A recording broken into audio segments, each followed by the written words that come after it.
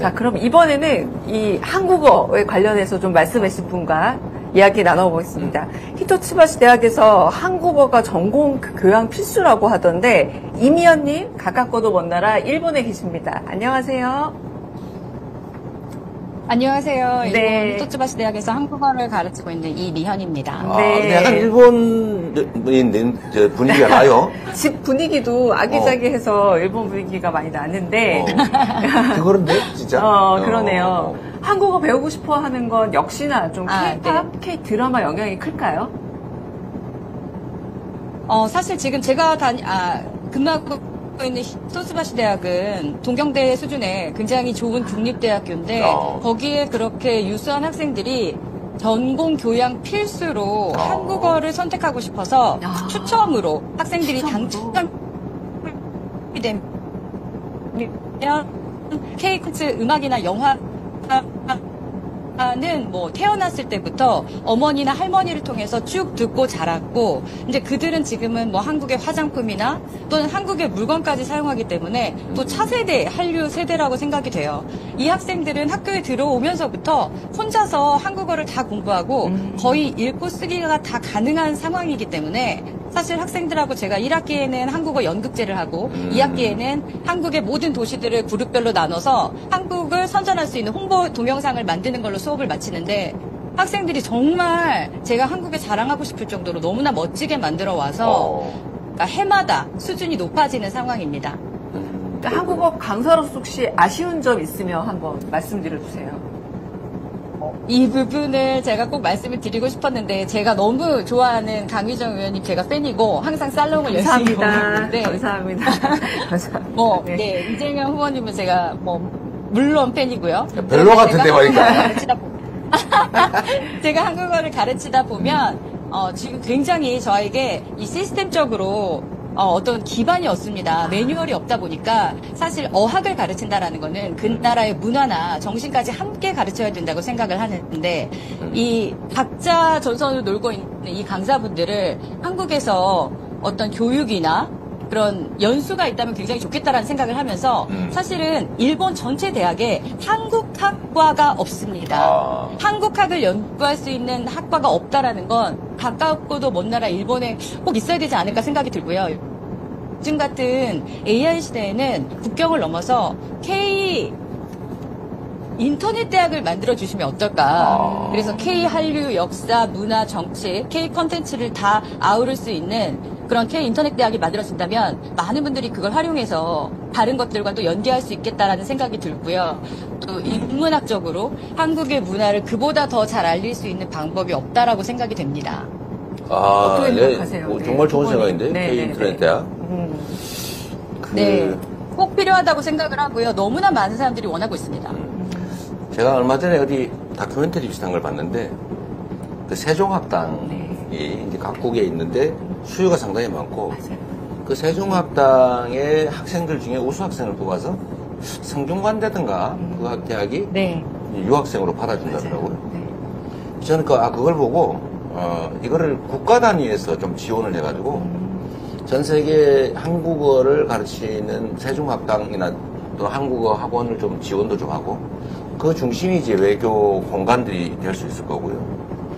그리고 K 인터넷 대학은 그때 생각을 못 했는데 외국인 중에 한국어를 잘 배워가지고 한국으로 유학하고 싶은 학생들을 선발을 해가지고 각 대학에 가외 정원으로 인정을 해주는 거예요. 네, 정원 외로 인정해 주는 거예요. 그래서 사실 각 대학 방법은 저도 큰 비용이 안 들잖아요. 저도 너무 말씀드리고 싶었던 얘기인데 그걸 해주고 제가 같이 공부하는 학생들도 너무 원하고 있습니다. 일본 학생들도. 그 선발 대회 같은 걸 해서 각 대학에 분산시켜주고 사실 등록금 전액을 다 지원할 필요는 없고 일부만 해주면 되잖아요. 맞아요. 일부만 해주면 돼요.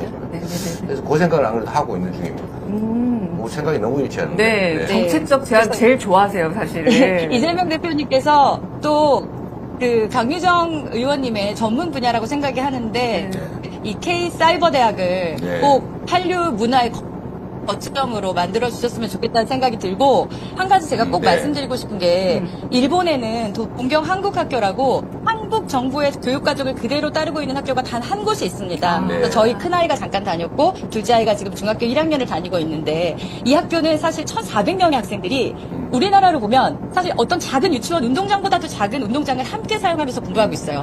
그래서 초등학교 1학년부터 고등학교 3학년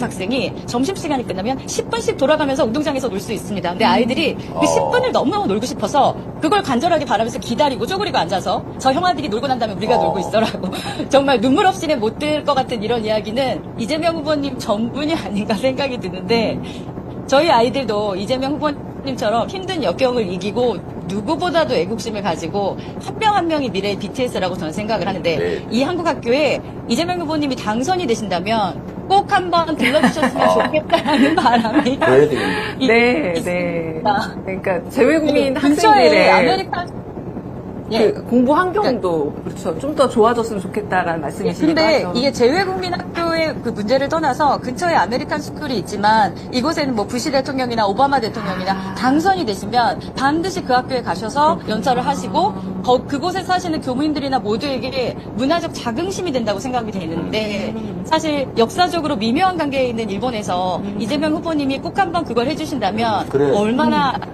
예, 아이들에게 큰 도움이 되고 여기 사시는 분들에게 위로가 될지 너무나 기대가 됩니다. 근데 대일 관계에서 오해가 하나 있는데요. 그게 제가 일본에 대해서 적대적일 것이다 이런 선입관들이 있어요. 한 번도 그런 적 없어요. 너무 아니 근데 너무나 있습니다. 아니 많죠 실제.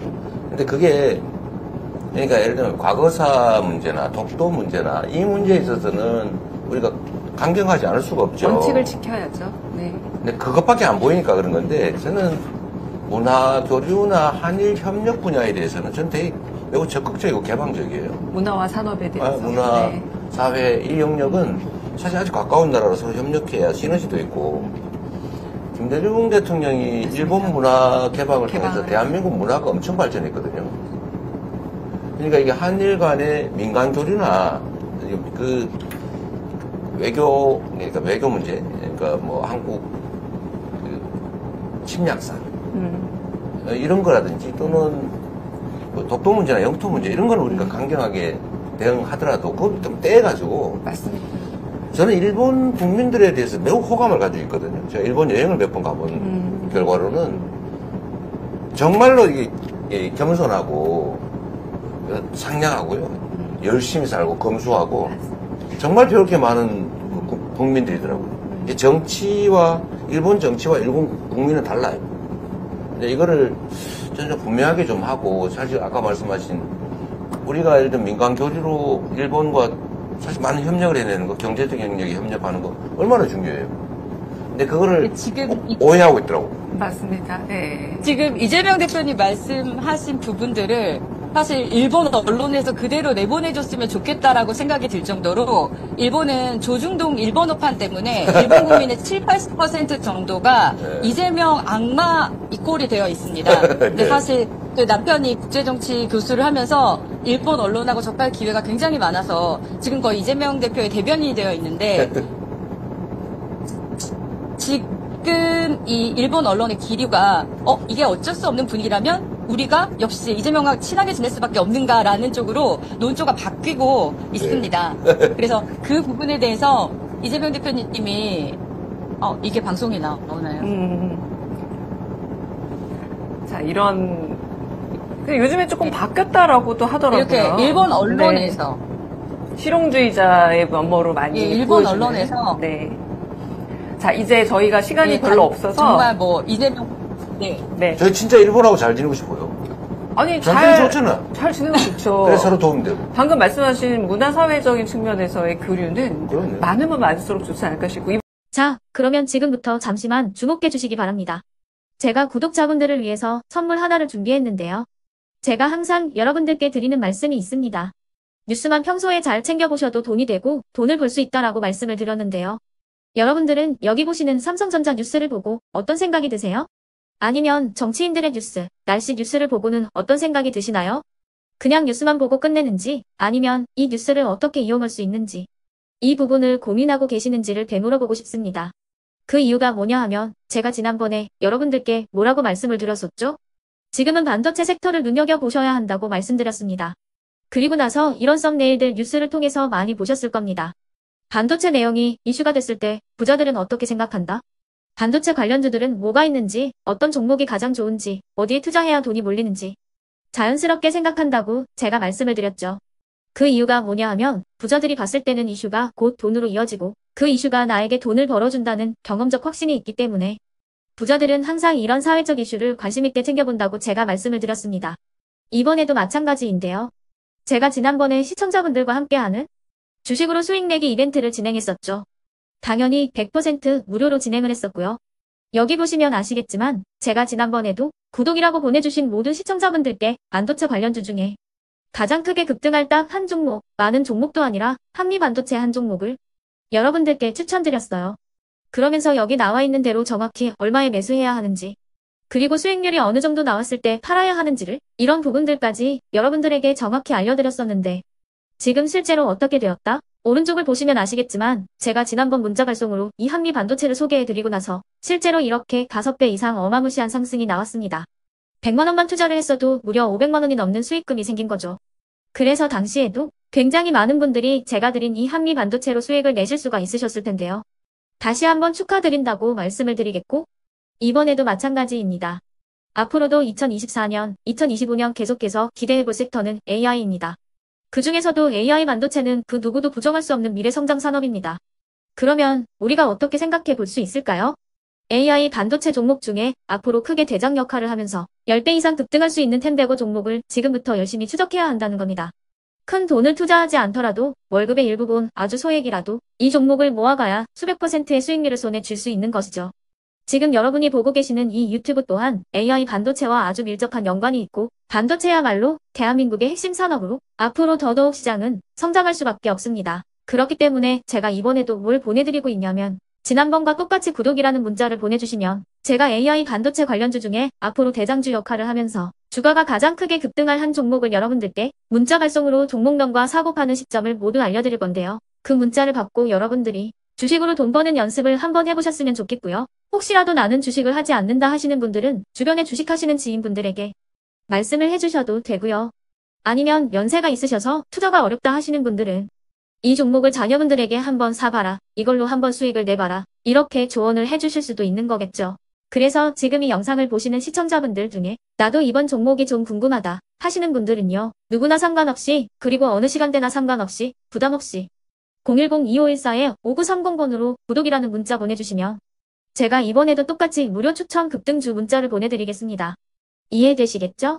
제 번호 010-2514-5930번으로 구독이라는 문자 보내주시면 여러분들이 직접 이슈를 통해서 돈 버는 연습을 해보실 수가 있는 거고 제가 돈을 받는 것도 아니고 투자를 대신해 드리는 것도 아니기 때문에 부담 없이 신청해 주시면 되는 겁니다. 그리고 수익이 나면 저는 다른 것은 하나도 바라지 않습니다.